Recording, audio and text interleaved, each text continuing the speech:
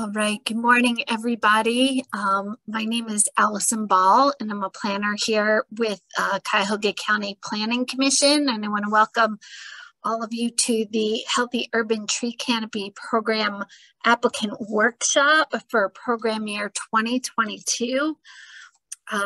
Before we get started, just a couple of just the regular announcements that this is a webinar and we'll be presenting a PowerPoint presentation. If you have questions, there's the question and answer feature at the bottom of your screen. There's also the chat feature, and so we'll be monitoring that as we go along.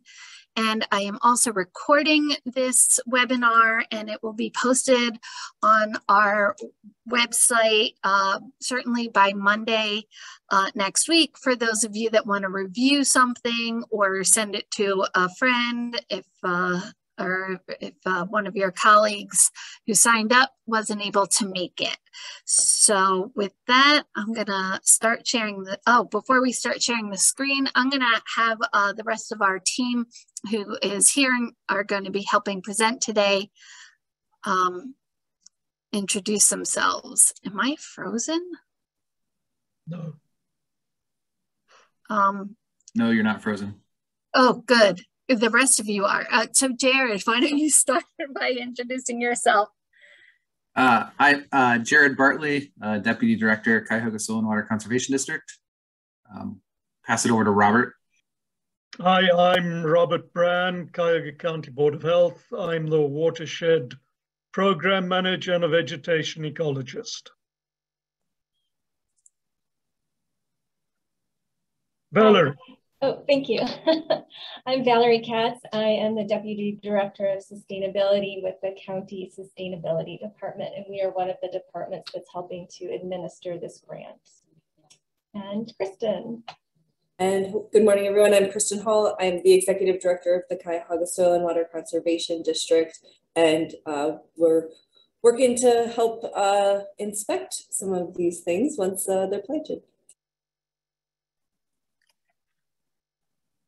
Great, thanks everyone. Now I will share the screen.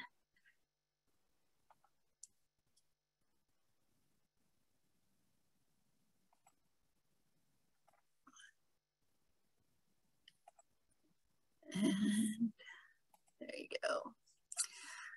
So welcome. There's a large turnout here, and we're glad to see all the interest in this program, and we're happy that we can bring this back to you again.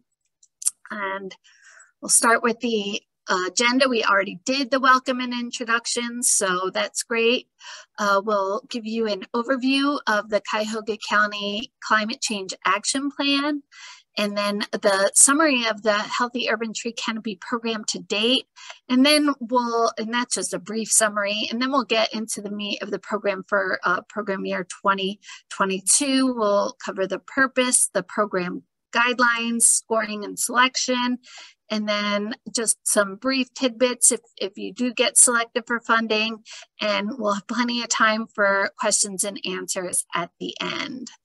So Valerie, you want to take this?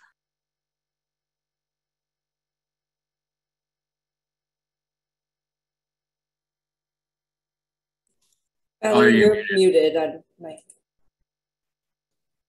Okay, let me start over. Hold on. Okay, so the work that we're doing around tree planting and preservation is really part of our larger climate action plan, which was originally released in 2019. And the research that went into this plan found, not surprisingly, that Cuyahoga County, like many places around the world, is becoming warmer, it's becoming wetter due to increased precipitation, and is experiencing more extreme weather conditions. Now, while there are a number of things that we can do to mitigate these changes, some of which revolve around transportation, some of which revolve around energy production and energy usage, one really important thing that we can do that is relatively straightforward, that increases the aesthetics of our community and has many other ecological benefits, is to plant trees. So as you probably know, trees help to mitigate climate change because they absorb carbon dioxide, and mature trees have the ability to absorb a lot of carbon dioxide.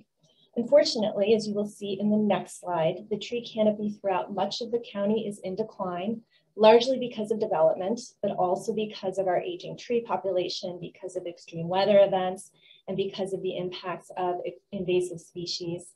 So in response, Cuyahoga County has committed $5 million over the course of 5 years, so $1 million per year, to plant thousands of trees across our region. So our goal is really to improve tree canopy, but with a real focus on areas that are in most need and are the most vulnerable. Next slide.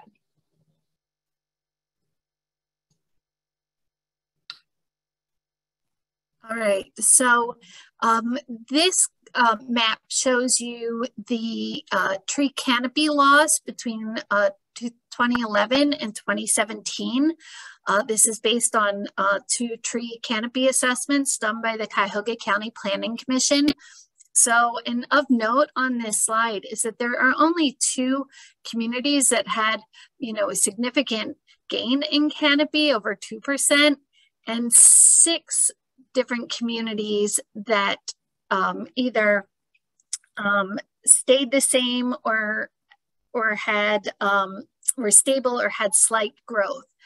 So again, we're losing a lot of tree canopy, and we've lost between 2011 and 2017 over 6,000 acres of tree canopy. Using that data, we also looked at tree canopy loss greater than 1 acre. And so you can see that this is spread out throughout the county.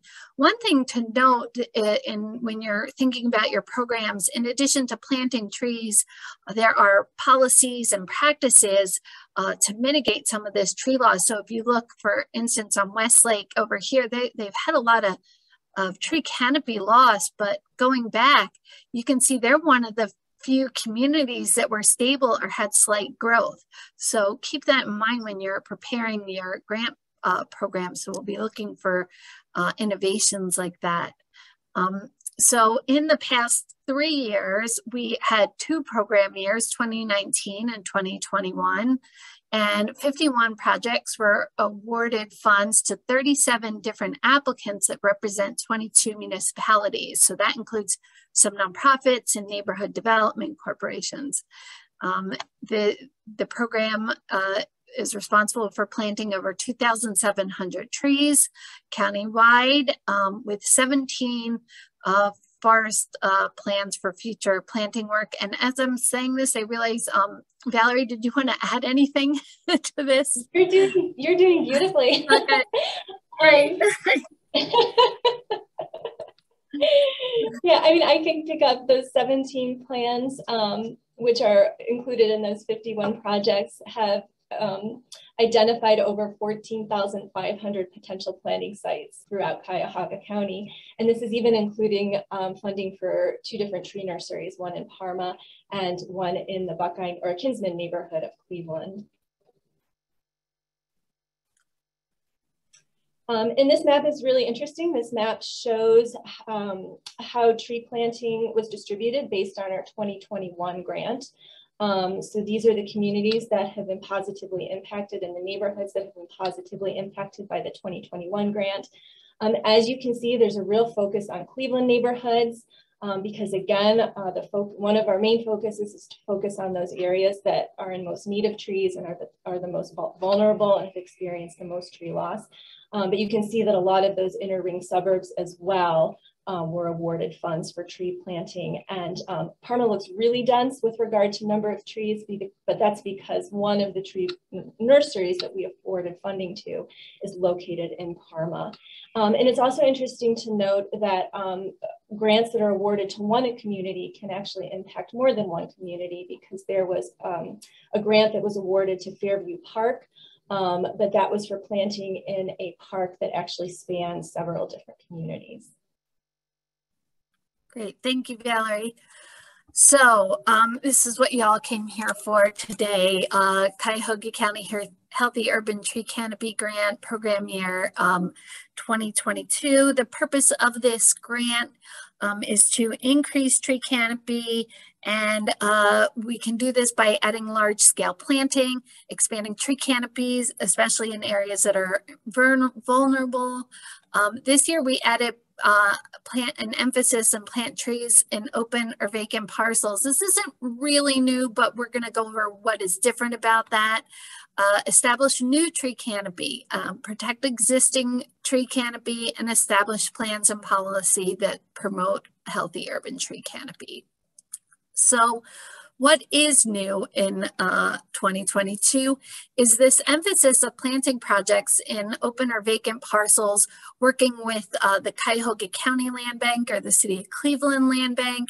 But this will require agreements or a letter allowing the planting and maintenance for at least 10 years in these open parcels. So we would like to see the documentation of that. So last year we did have a program done that included land bank parcels, but we didn't have the documentation from the land bank. So we will also be providing stock for the Cuyahoga County nurseries so that you can start using them in part of your projects.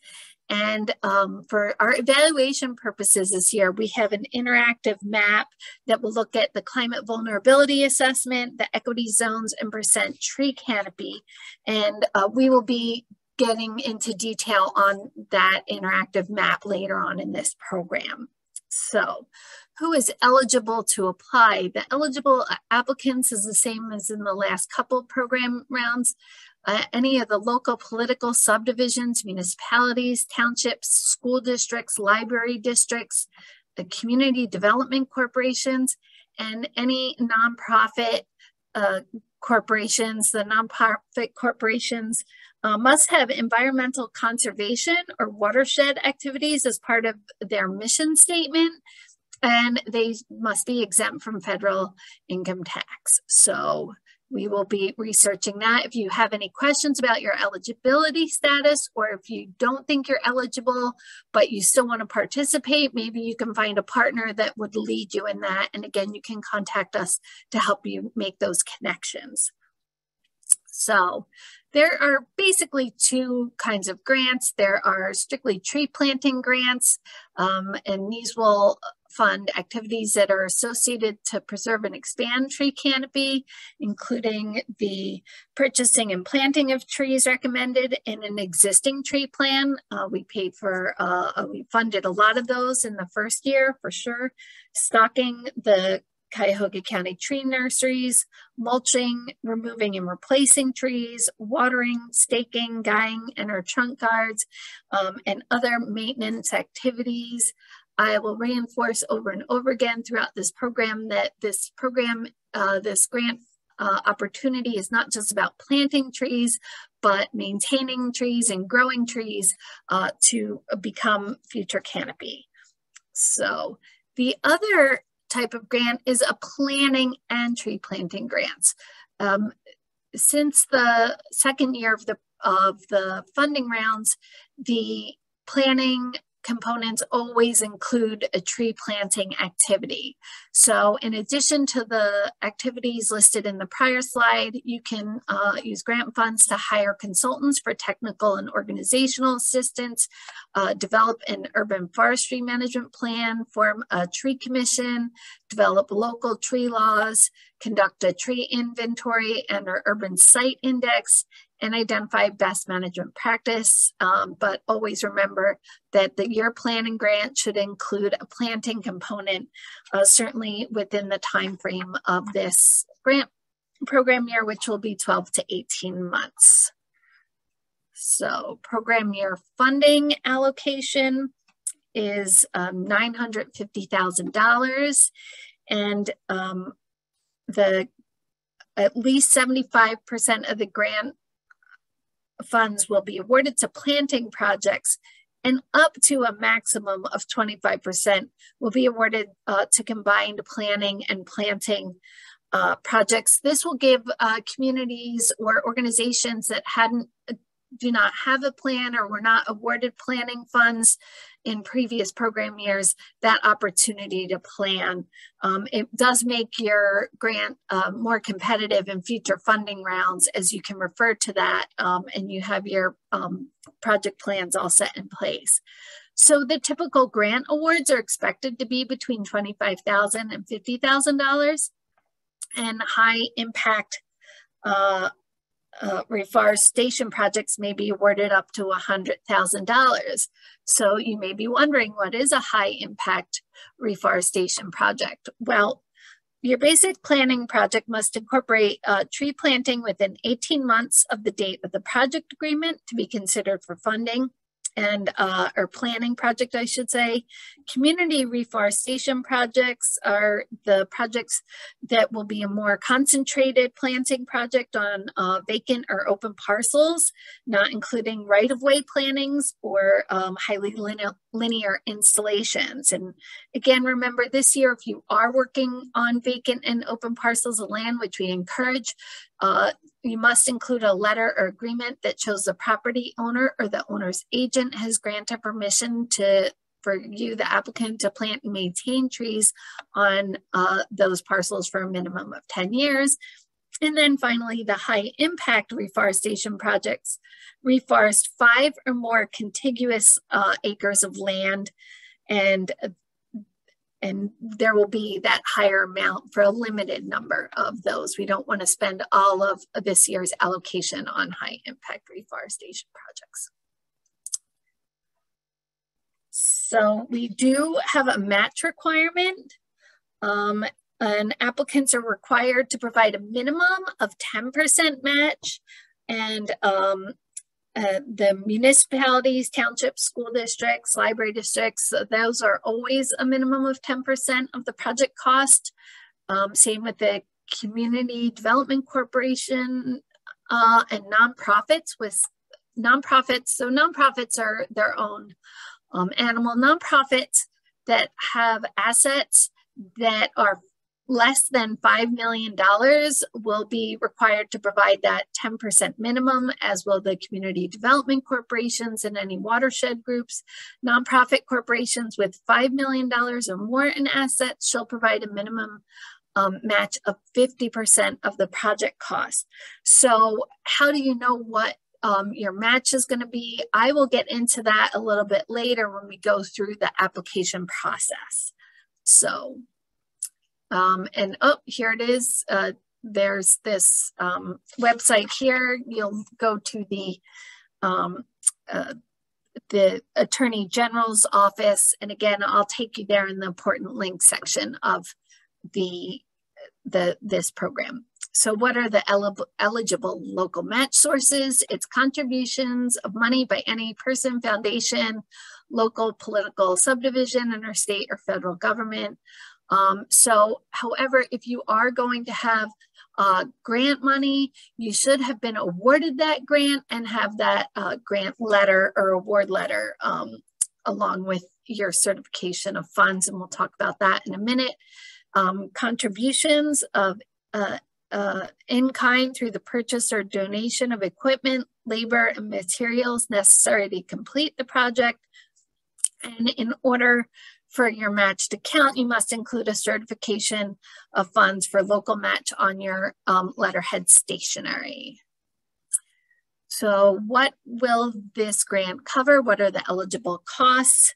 That includes purchasing and planting of trees, stocking the tree nursery, mulching, pruning, removing and replacing trees, watering, staking, guying, trunk guards, and other tree protection practices, hiring consultants, developing an urban forest management plan, or conducting a tree inventory. If you have another activity and you're curious, I would call and ask ahead of time and don't assume that this is going to be covered. What we won't cover is what the grant does not fund is the costs included in the tree canopy project expenses worksheet. So if you submit a budget and you're asking for reimbursement on an item that wasn't included in your budget, it will not be reimbursed. And we'll talk a little bit about that when we see the forms in the application section. So we don't cover salaries for grant administration costs, such as the application preparation, the preparation of reimbursement, paperwork and documentation, travel-related expenses, or project reporting requirements. We will not pay for the computers or software or capital equipment purchases, such as spades, gloves, hoses, heavy equipment, and we do not cover sales taxes. So there's a question, Jared. Is this something we can address now? We'll just take it at the end. It's fine. Okay. All right. Very good. So moving on, we're going to look at the evaluation criteria. So when you are responding to the questions in the application form, keep in mind some of the basic things that criteria that we are going to be evaluating for points, and I'll show you the point structure on the next slide, is how the project fits into the current community plan and budget, the community need for tree canopy based on percent coverage noted in the 2019 Cuyahoga County Urban Tree Canopy Assessment, the climate vulnerability assessment and equity zones, the planting plans, your maintenance and survivability plans, and innovation and other factors. So this next slide shows you the breakdown of those points. It's 100-point criteria. And those of you that were have applied in previous years, you might notice that the community environmental benefit section is not there. Every project is going to benefit environmentally from this. So it's kind of a given. So we're looking at a little bit of a different perspective when we're doing our scoring this year. So, and we will go over all of that.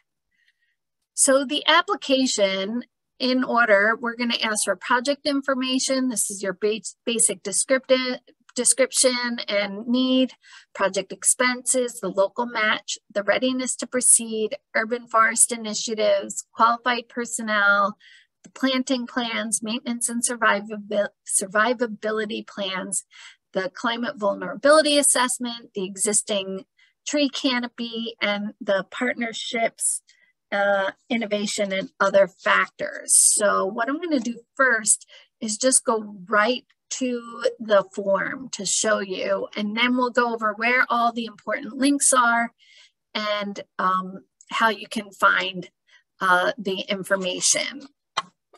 So this is a fillable PDF form that is on our website. Maybe you've seen it already. We start again in the order that I just listed: the project description and the need, or how this project will meet the goals or problem noted before. Please note that these first two narratives are 500 characters or less, so be very brief. You'll have other opportunities to share information, and you can always share information in supporting documentation and appendices. So then we ask for project expenses.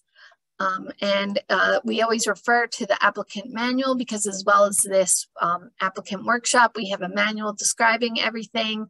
And we're going to ask you to put that budget worksheet in Appendix A, and we will go over that in a little more detail when I go to the important links.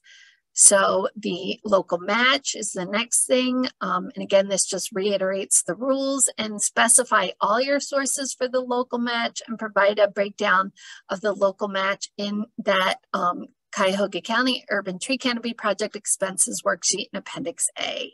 Attach certification and any letters of funds. So readiness to proceed.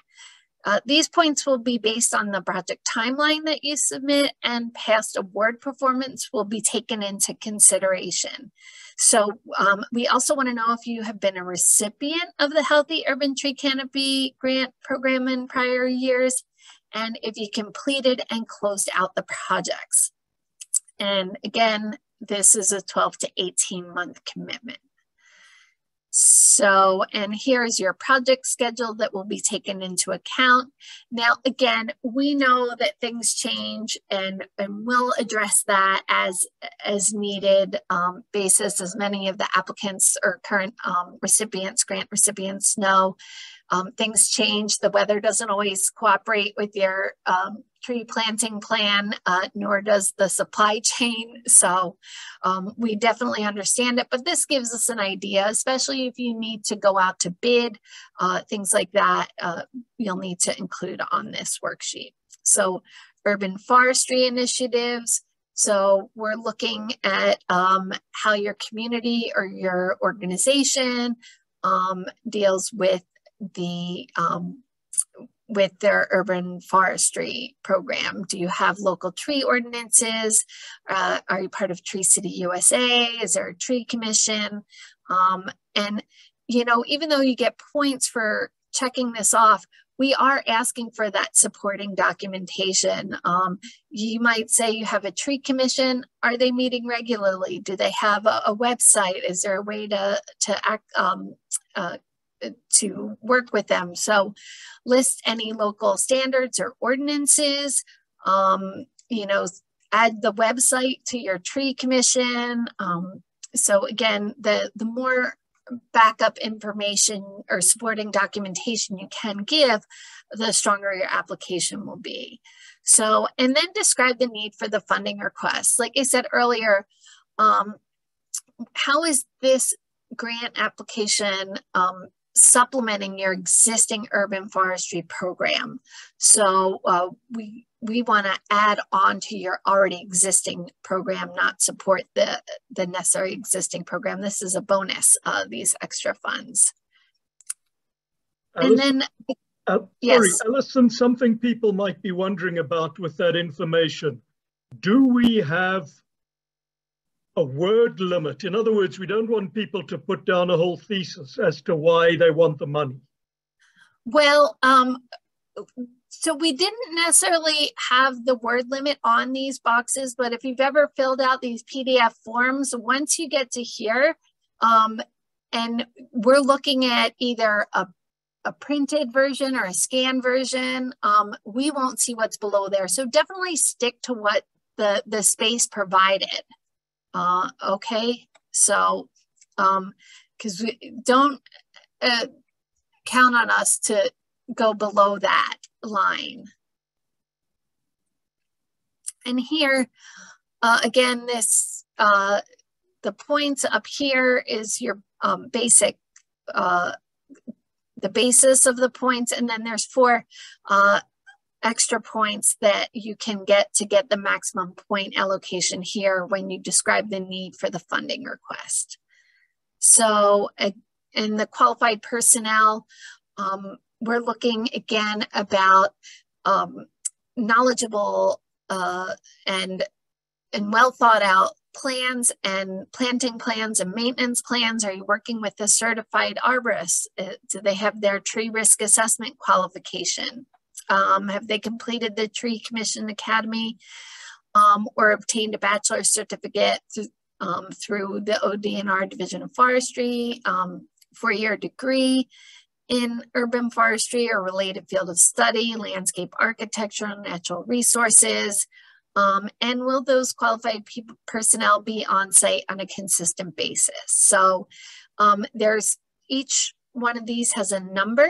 And so you can add the numbers right here. And if your personnel has all 5 of these, just put 1, 2, 3, 4, 5 in the space. If it's just 1 and 4, you can add those numbers however you want to combine them. So, and we do ask you to attach the statement of qualifications of the dedicated personnel to the application. Again, that's the supporting documentation to show us. So now we're getting into the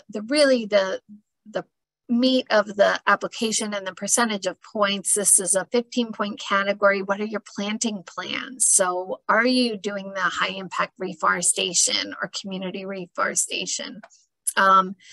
briefly describe the planting plan and scope, and indicate how many trees you intend to plant. If this is in conjunction with a tree planting plan, you can either give us a link if that planting plan is online, you can provide it. But if you want us, the evaluation team, to see a portion of that planting plan, this is your narrative space here to tell us where to look. If you're going to attach an 80-page document or 120-page document, don't expect us to read all 120 pages and find the need for your program. Tell us where to look. So, and again, provide any additional information relevant to the project, plans or policy development, diversity of species, new tree guarantees, etc., and attach documents or provide links to the current plans. So, maintenance and survivability plans. Those of you that already have had Healthy Urban Tree Canopy grant awards, you know how important this is, and the planting and maintenance will be monitored by the Cuyahoga Soil and Water Conservation District. Here is your opportunity to briefly describe the methods, strategies, and frequencies for following the tree planting and the maintenance. It's a 3-year time frame, even though it's 18 months, but we want to know that you guys are continuing beyond the funding realm. So please include links or attach a planting plan. A maintenance plan is outlined in the project agreement. And those of you that do get awarded will have to sign a project agreement, and we'll talk about those a little bit at the very end of this program. So, regarding maintenance and survivability, watering, what methods will be used, watering bags, hoses, will watering application change over time, mulch, what kind of mulch will be used, how often will it be renewed, will you agree to follow proper mulching guidelines as provided by the Arbor Day Foundation. Those of you that are familiar with this program, no volcano mulching allowed in Cuyahoga County, or anywhere, actually, anywhere. But certainly for projects that are funded by this program. Pruning, what types of pruning are required for your project? Does your community already have an established pruning cycle? Staking, will you be staking the trees? What materials? So again, the more details you can provide, the more information, and will help us evaluate your readiness and the chances for these trees to become tree canopy. And please provide any other details for maintenance and survivability activities that may be necessary for best establishment at your specific project location. The climate vulnerability assessment and the equity zones and the tree canopy. These are all combined into a table this year. This is different from previous program years in that we asked you to submit maps with your project location. We now have a Cuyahoga County Healthy Urban Tree Canopy viewer that you can find your location, the census block group. So again, even if you're going to be targeting street trees, but you don't know the addresses, you'll have enough of an idea of the census block group, and you will be able to look up your composite vulnerability score, your equity zone score, your percent tree canopy, and the percent tree canopy score. And then partnerships, innovation, and other factors. So last year, this was just partnerships. Who were you working with? Were you working with other communities? Were you working with your park system, with the metro parks? So this we expanded to innovation and other factors. So because this data is going to be your score, there's no subjectivity to it. And you may say, hey, it shows on the 2019 Urban Tree Canopy Assessment that we have 40% tree canopy in this area, but we had a storm and it knocked it out. Here's the other factors that you can say, hey, this is the above data isn't a true reflection of our project area. Of course, you should add the supporting documentation, either pictures or news reports that show that those trees are not there anymore. So that kind of thing. Innovation. Are you trying any innovative techniques, things that haven't been done, or information that you think will help us? And again, with your partnerships, it's not necessarily who you're hiring to do this or not, your partner necessarily, they're part of the project. But again, we're looking more for multi-jurisdictional across boundary lines partners, or a community and a nonprofit, that kind of partnership. So, and again, if you have more than 4 organizations and their role, feel free to add extra lines. And that's the same with any of these. If you have more than 1, 2, 3, 4, 5, 6, 7 census block groups, just add an extra page with that information. And lastly, and Robert will be discussing this a little bit later in the presentation, you have an opportunity, and this is optional, to participate in this tree mycorrhizae inoculation research project. So, and just mark off if you are interested. So that's the application form. So let's see, I want to get back to the PowerPoint. All right, can you all see the PowerPoint? Jared, give a thumbs up if the PowerPoint is back up. Thumbs up, great. So now I sped through that really quickly. Now I'm gonna go through all the important links and what we're looking for. So first of all, where do I find this material? This is on our website at Cuyahoga County or countyplanning.us 2022 HUTC, HUTC grants. And all these are active links. And if you go to our website, Cuyahoga County Planning Commission website, you know, you're buried right down there under services, under grant programs, but this will take you right here to this. And the applicant manual is here, the application form, all the appendices that we're asking for, a template for the certification of local match, and the video of this applicant workshop will also be here. The schedule is here, application due date, and all the information will be on here. Again, if there's a lot of questions that are similar, we can add a frequently asked questions section while you're preparing your applications. So that is where to find this. Okay.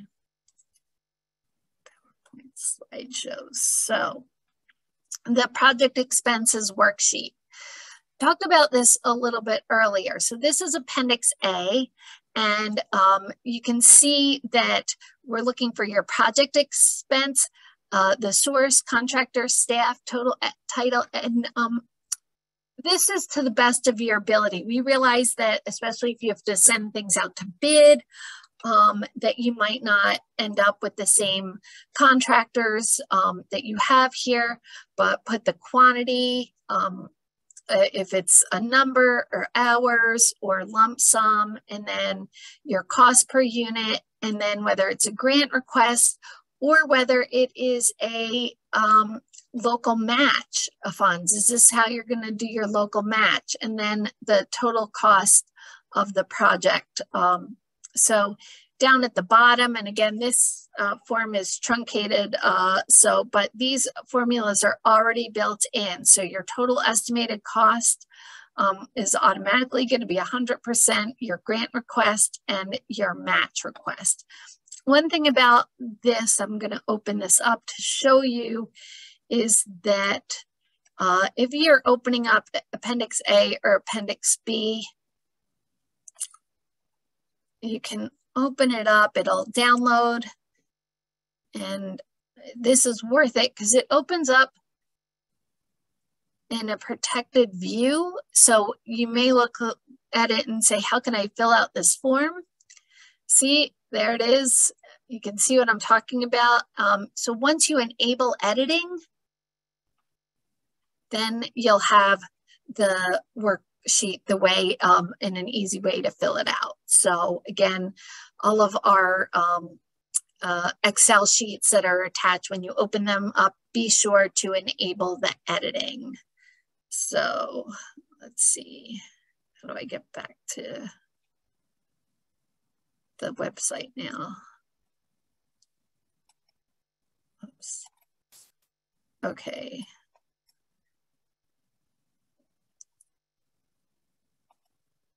Okay, here we go, got it. So next slide, the local match. So remember, especially if you're a nonprofit and you want to determine what your total assets are, you can go to this website and Cleveland, let's say, let's pick one that is not Playhouse. Did I spell that right? So no organizations found. Let's see, maybe it's one word.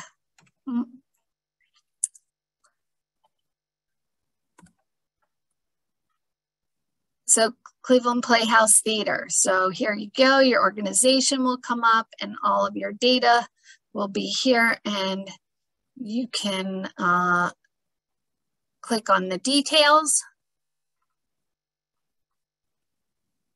And total assets is at the very bottom. So that's how you will just determine your match requirement. So, oops. And then this local match, again, that is on the website that I showed you earlier. So again, this is just a template from your chief financial officer. And again, if you're relying on awarded funds from another program, include that award letter. So the tree planting inventory, same thing as before. This is Appendix B. When you open it up, you'll need to enable editing. And it's on that same web page. We're asking for the number of trees, the tree species, is it, and we're asking for both the botanical name and common name. Is it a native tree, the cost per tree, and what you're looking for, is it bald and burlap, container, bare roots, and caliper in inches.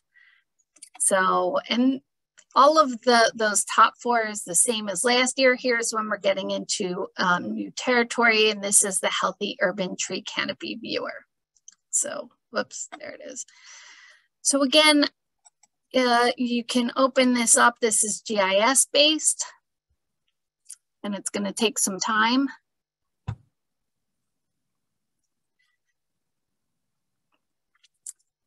And it is already divided into the census block groups. And these census block groups, I believe, are 7-digit numbers. And let's say I want to plant some street trees outside of my office. Oops. East 9th Street,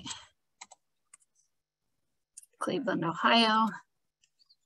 It'll take you right there. So then you can zoom out and highlight the block group, and it'll tell you the city, the existing tree canopy percent, and then your points. So the 15 points for tree canopy, 8 points for the climate vulnerability points. Is it in an equity zone? Yes, it is. So that gets 5 points, and it also gives us the square mile. And that is all the data that you need to put into that table that I showed you earlier in your application form. So what are all these numbers and data associated with? I will show you that next. So First, the climate vulnerability assessment. So the climate vulnerability assessment is based on the composite score. Thanks, let me get my reminder notes here so I cover everything. So the points for climate vulnerability assessment will be awarded based on the composite factor score, which identifies both the physical and social factors. So there is a climate vulnerability score that's very different. And so we made ranges and determined whether they would get anywhere from 10 to 0 points. And it's based on the color coding of the map. And this is taken from the map viewer associated with the Climate Change Action Plan. So the equity zones. So these equity zones are new and were identified in response to historic disinvestment in the county. And the criteria used to identify these equity zones include poverty, redlining maps, median home values, and health data, the median life expectancy, as well as local designations for improvement target areas. So, and if you are included in one of these, that's 5 points. And if not, then it's 0 points. And then finally, the existing tree canopy map. Again, this is the data from the 2019 Cuyahoga County Urban Tree Canopy Assessment. So as I stated earlier, this might not be a true reflection of your project area. And so you have that other factors area to tell us why it's not, but this is how the points will be spread out. The less tree canopy that you have, the more points you will get. So that is all the new stuff, all the important links. I'm going to turn this over to Robert to describe this optional research project. Robert. As you can read on this, it's purely voluntary. It won't cost anyone anything. The idea behind it is that we would like to see the survivability and the growth of these trees improve, because this is a tree growing grant. We don't just want to plant trees, we want to see them grow. The idea behind this is that all trees have soil fungi associated with them, which improves the uptake of nutrients and water and improves the survivability. If you look at the middle slide, those are small manila envelopes. They're used by the coin business to keep coins. Each one of those has about a tablespoon of treated soil. And one of those envelopes is sufficient for a standard 3-gallon potted tree. If you look at the slide on the right with that young man bending down there, those are about the 3-gallon size pots. You don't have to worry if you've got a burlapped, wrapped, much larger tree. You'll see that in a few slides' time. We will then either add another envelope full of mycorrhiza soil. It's best done before, about a week before the trees are planted, where the trees are all in one location.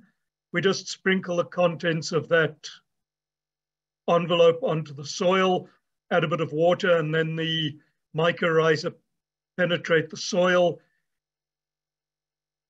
The trees are then planted.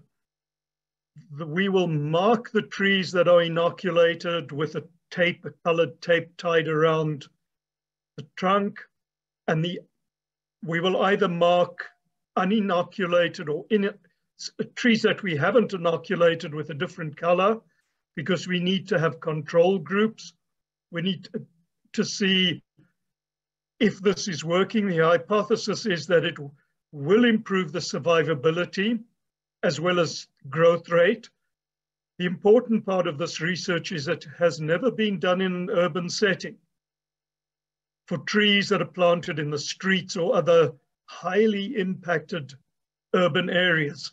And if you think about that vulnerability map, the equity map, that's a direct reflection of impermeable surface. There's a high degree of surfaces such as parking lots and streets, where trees, if they're planted, are done along the sidewalks. And that's what we want to find out with this project. We will collect the soils. Very small amounts are collected in the forests with natural mycorrhiza. They're dried out, and then they're put into these envelopes. So there's no cost to you. It's done before. We will do the monitoring. Alison, I don't know if you've included a link to that presentation David Burke put together. For people who want more information, we do have a presentation. If you have other questions, let us know. Thanks. Great, thank you. I did not have that link, and in fact, I think we'll add that to our webpage. I'll make a note of that for people that are interested. For sure, want to know more about it. I know that we'll definitely get into more detail at the awards workshop. So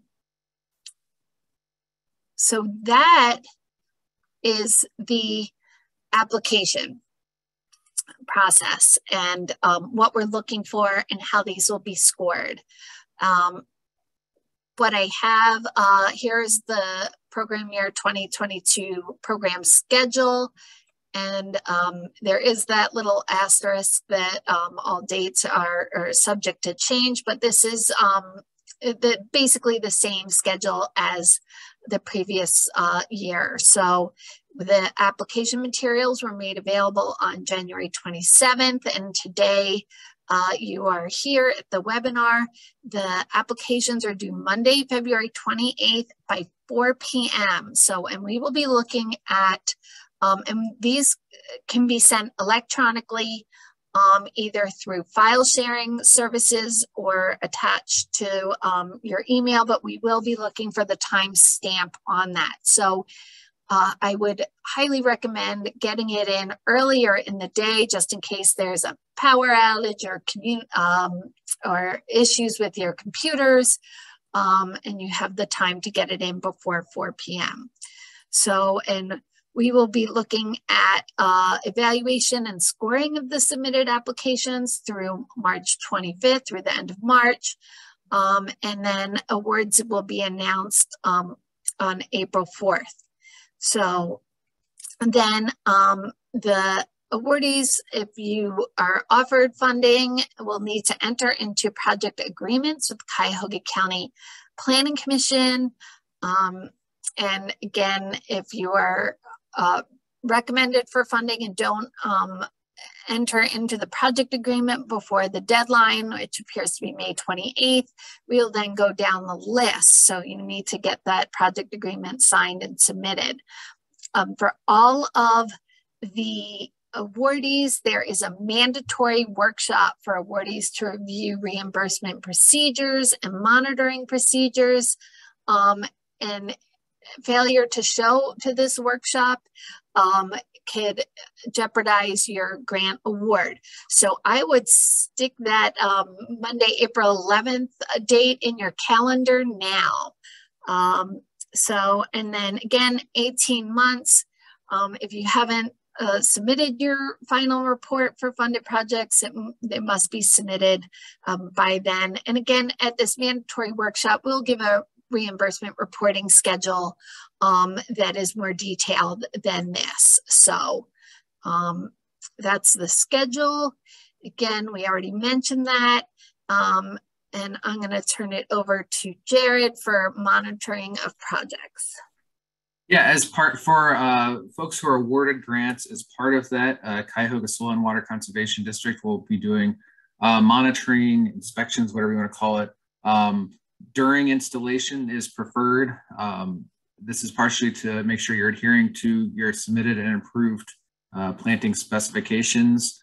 But really the focus on this is on the survivability aspect and making sure that we are growing these trees. We're not just dropping them in the ground and leaving them and then they're not actually growing to make canopy. So really to make sure that this is being done correctly. A lot of times there's a wide variety of how well folks do this from, sometimes if you're just hiring lowest bid landscaping company versus you have your own staff doing it who have been trained and things like that. So as part of this, you will be required to notify us ahead of time, preferably a couple weeks, but we know schedules with these things are very adaptable and on the fly sometimes, but just give us a heads up and we will make sure to have someone out on site to monitor that, because us monitoring that is required for you to be able to get the reimbursement for that. We have to submit something to the county, or you have to, with our verification saying that yes, we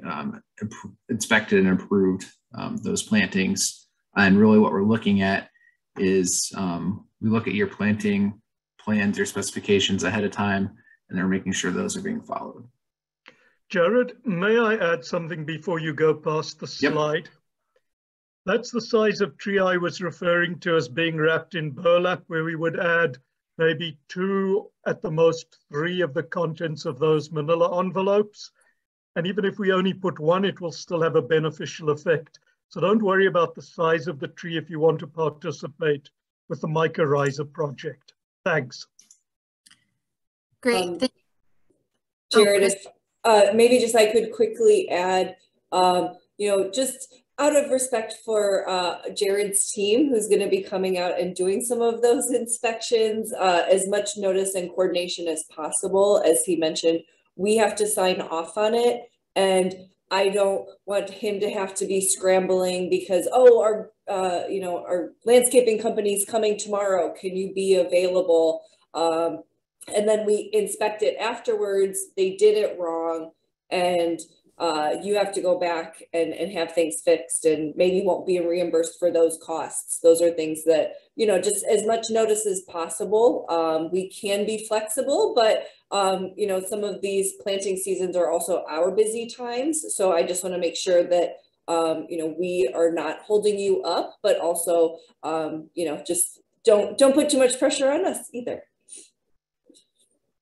Great. And to that point, this is the kind of stuff we will reiterate at that awards workshop, and with details, contact information, and all kinds of things like that. So that's, again, the main reason why we have this awards workshop. So, and then the other reason is the reimbursement and reporting requirements.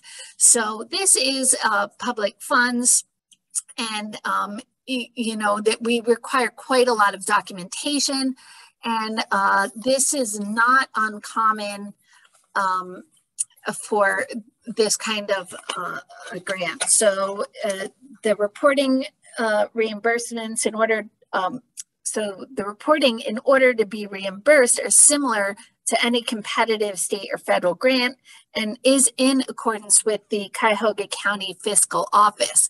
So those of you that have existing grants, and there's a lot of back and forth, and we are working to make this even easier next year. And we will again go over all these requirements at that awards workshop.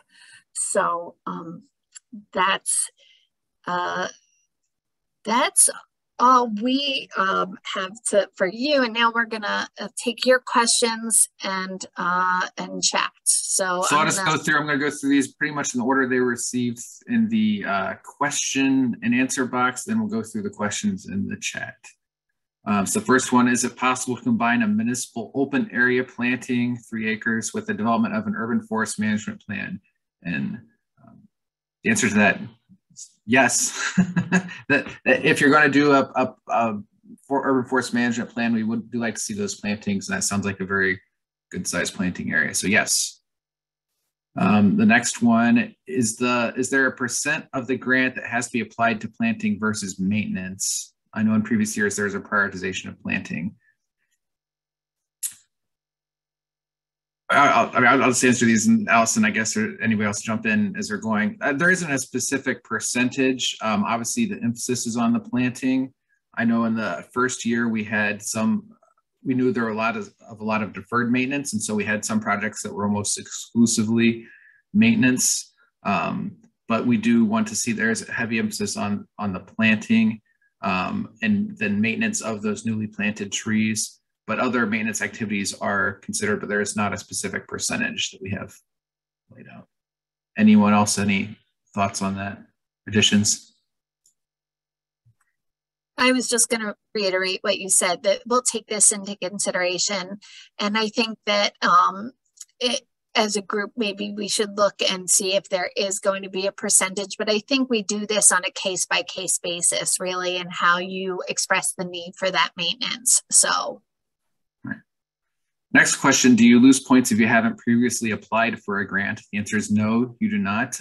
You do lose points if you previously applied for a grant and did not do a good job of implementing it or closing it out. You would receive less points in that category. What kind of documentation would you like to support the backup info on tree commissions? I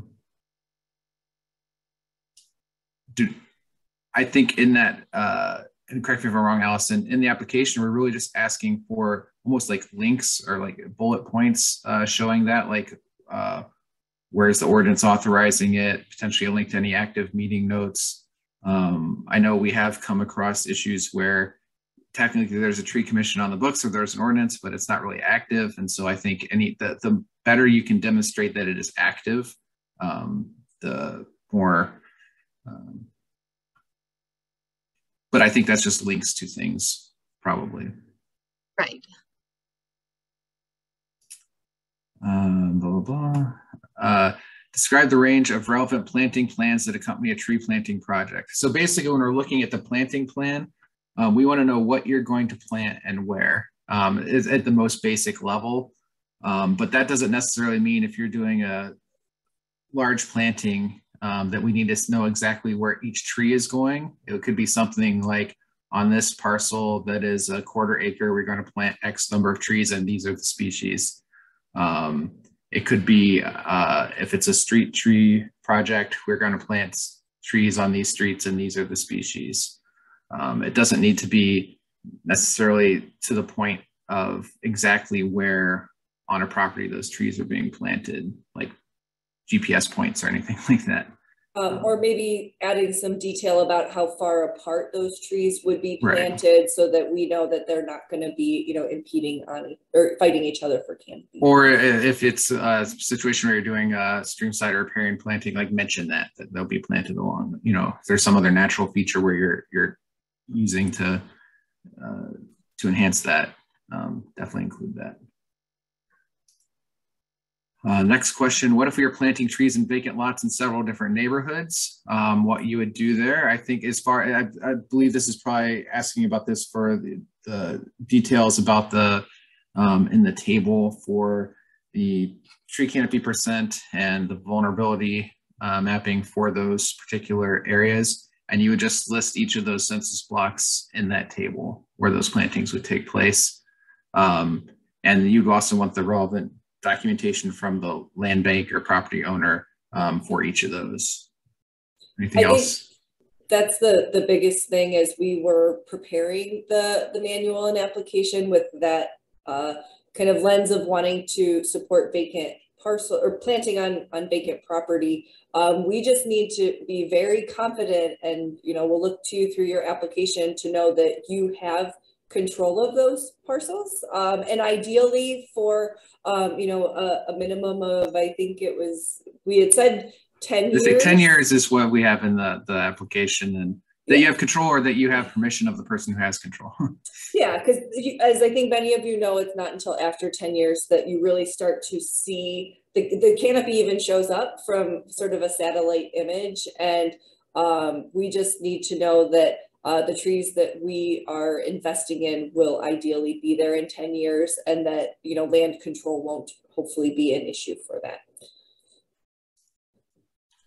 Next, I'll let Robert take this one. Where was the mycorrhizal fungi obtained? And I believe this is geographically wondering where it is coming from. Probably also the difference between the naturally occurring ones and the commercial ones. This work's being done in conjunction with Holden Arboretum, and we've already inoculated, I think it's 120 trees. We obtained the soil from the top centimeter in the forest at Holden Arboretum. It's a very easy process. You scrape up the soil, put it in a container, remove all the stones, dry it out, the natural mycorrhiza in those soils, and then we use that. There is a peer-reviewed publication which compares commercial mycorrhiza with those obtained according to our methodology. There does not seem to be much of an increased growth and survivability with the commercial, which is why I see a comment from Thomas Morgan. I'd be very interested if you'd be prepared to share your results with us. And if you don't mind sending your email to Alison, who can then send it to me, I will send you our list of references which deal with mycorrhiza. I hope that answers the question. If not, send me an email, I'll give you more details. Thanks. So, and then, yeah, the next two are comments from Thomas Morgan and Lendhurst about their utilization of mycorrhizae over the years and what they use. And it sounds like they could have some good, since they have all those mapped in Treekeeper, that could be a good addition to the study. Also, comment mandatory meeting is on Monday, April 11th and not the 12th. I guess it's Allison. I'm not sure how we have it listed, but. All right, we'll make sure that gets clarified. We'll clarify that. The 11th is the Monday. I'm not sure. It is the 11th. Last year it was the 12th. Okay. So that must have been a copy paste error. So yep. I'll make sure that gets fixed before we post anything. All right, next question. Is there an approved list of community development corporations?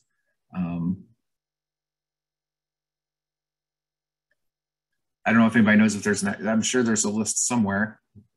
I don't know if I would say approved. You can go to Cleveland Neighborhood Progress to see the list of the active community development corporations.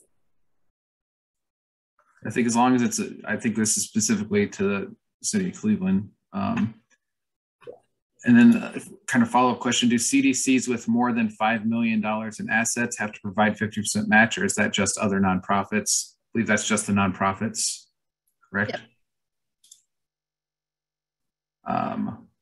Says we have a large parking lot on our property that we would like to depave and then plant trees with grant money cover depaving. I think that would be another case by case, depending on how much that would be. And then also it would just, I think, depend on what percentage of the grant is that versus the actual tree installation. We've had some projects in the past where there's been some depaving as part of the project, but it was mostly, the grant funds were mostly for the tree planting and establishment activities. It was just either out of other grant money or match. Yeah. So I think it could cover some, probably it is a case by case thing. It probably could cover some, but it would not, it can't be like the major part of the grant award. Mm-hmm. But that would probably be a case by case basis. So definitely, I'd say reach out for specific questions about that project. So, and the reason I still have the slide show up is because the next slide has my contact information, and you can always submit a proposed budget for review, and we can review it and say, oh, you know, that's a little steep for the, you know, and this is what we would most likely cover. So next question is, does the county have a list of suggested consultants for planning? We do have a list of folks who responded to a request for qualifications prior to the previous grant round. And that is on the Cuyahoga SWCD website.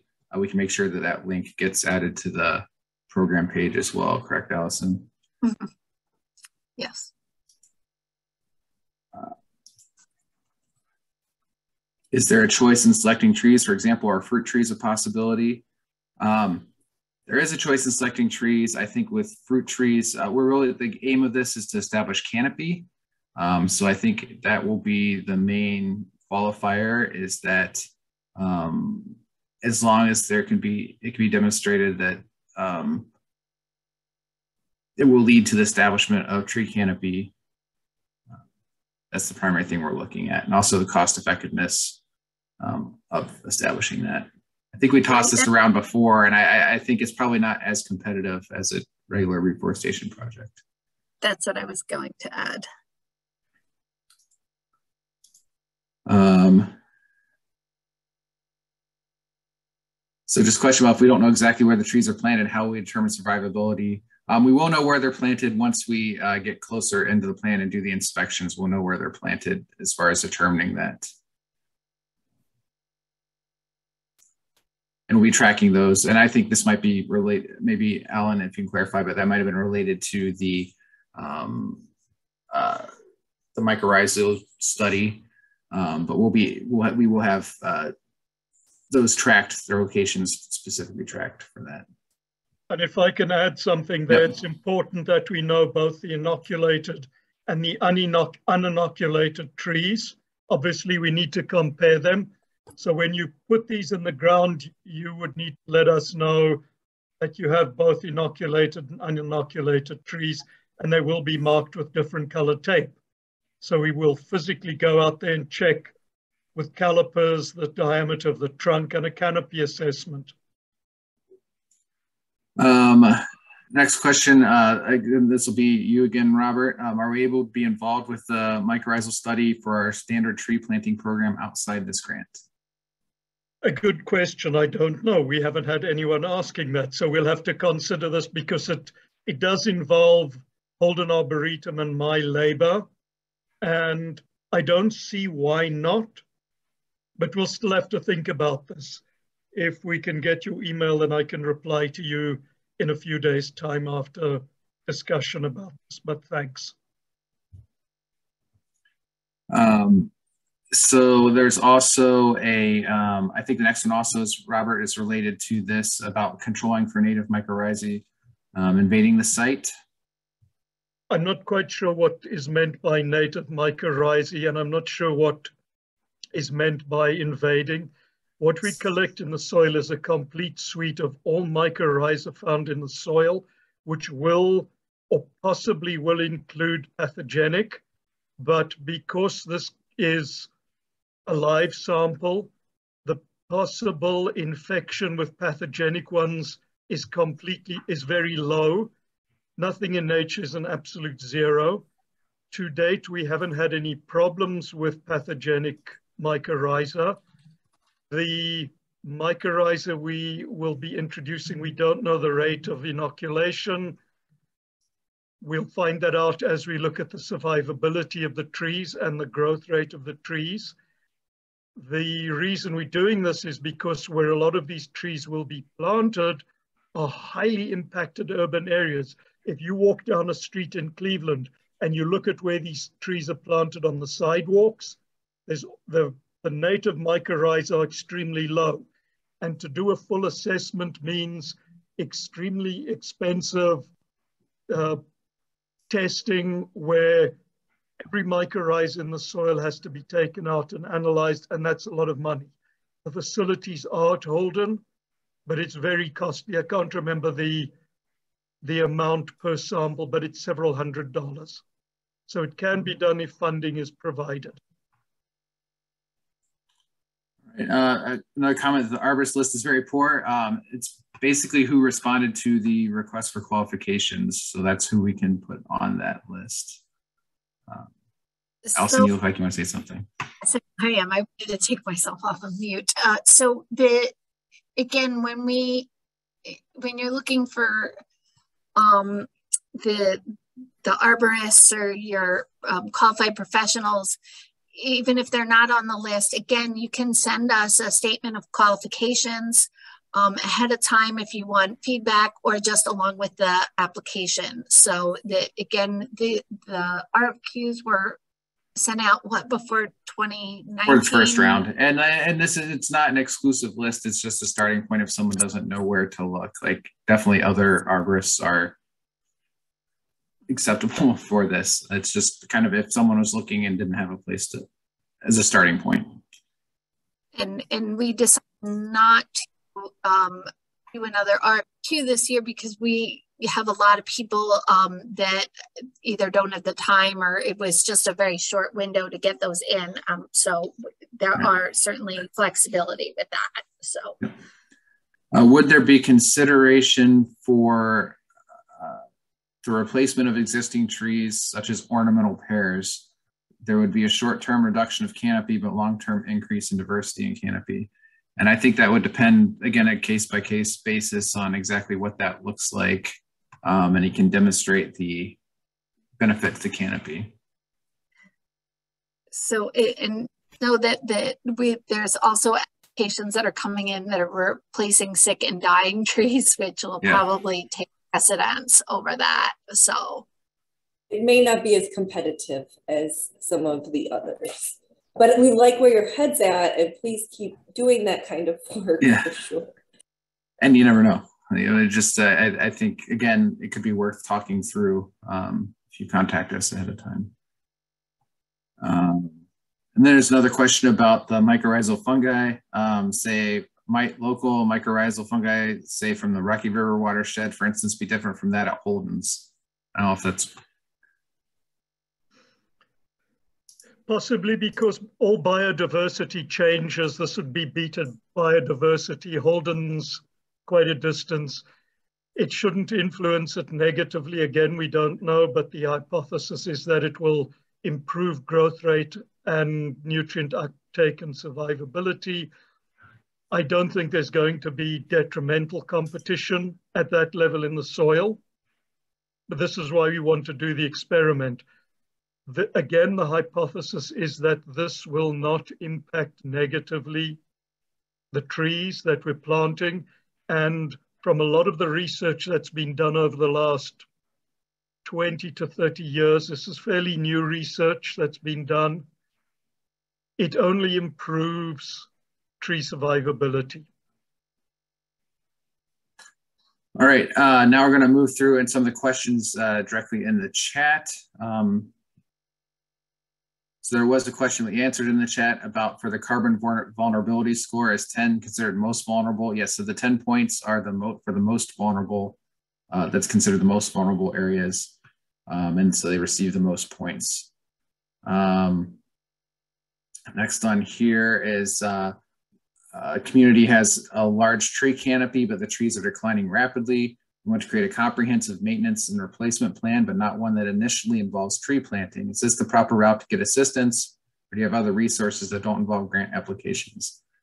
So for this grant program, you could do that comprehensive maintenance and replacement plan, but we would require at least some planting associated with that. And it doesn't have to be huge planting, but at least some small scale planting with that. Anything else to add? No, that's it. We want to see trees in the ground with every application because of the rate of loss that we've had in between our two tree assessments, and knowing that it's still going on. So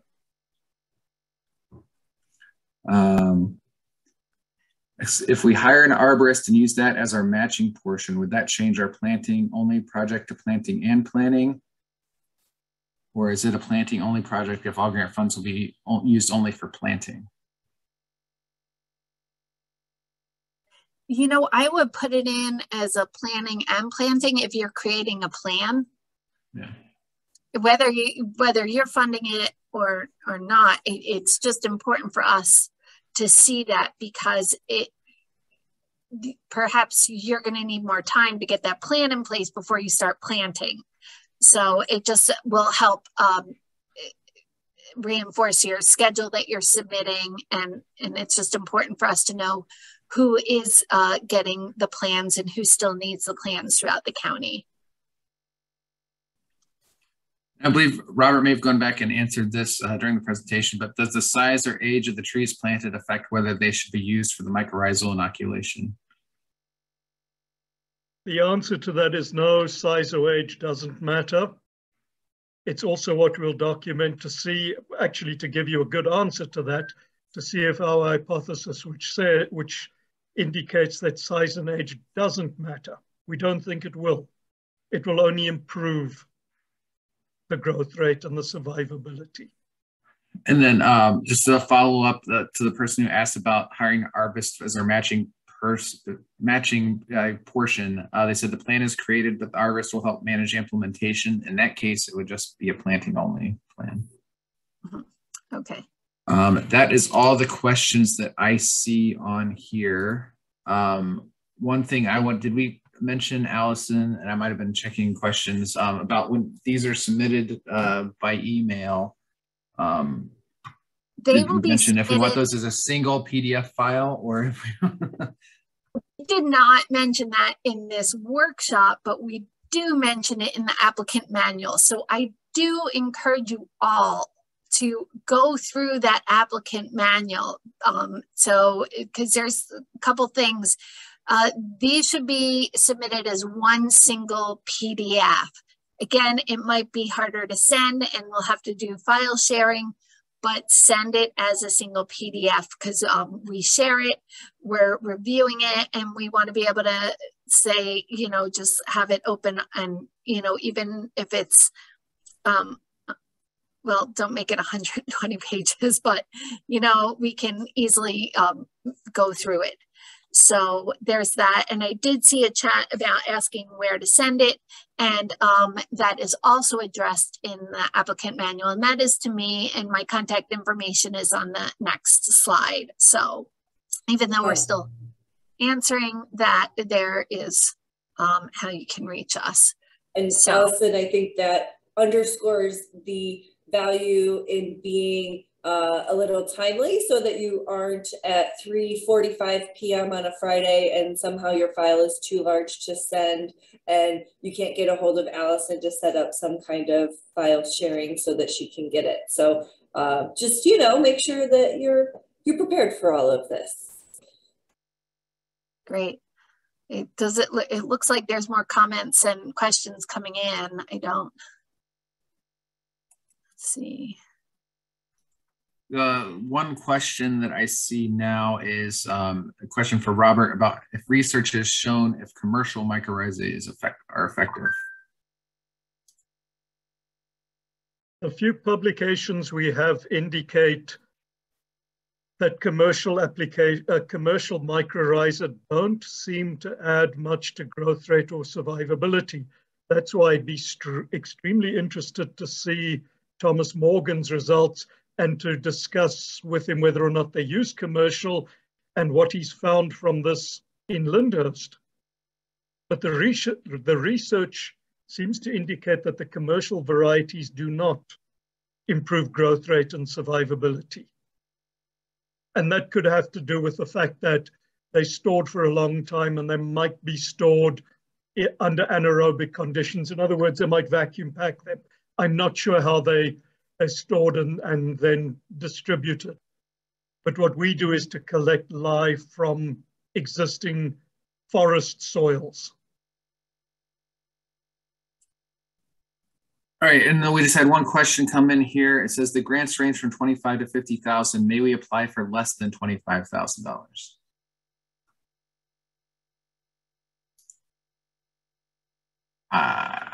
You can.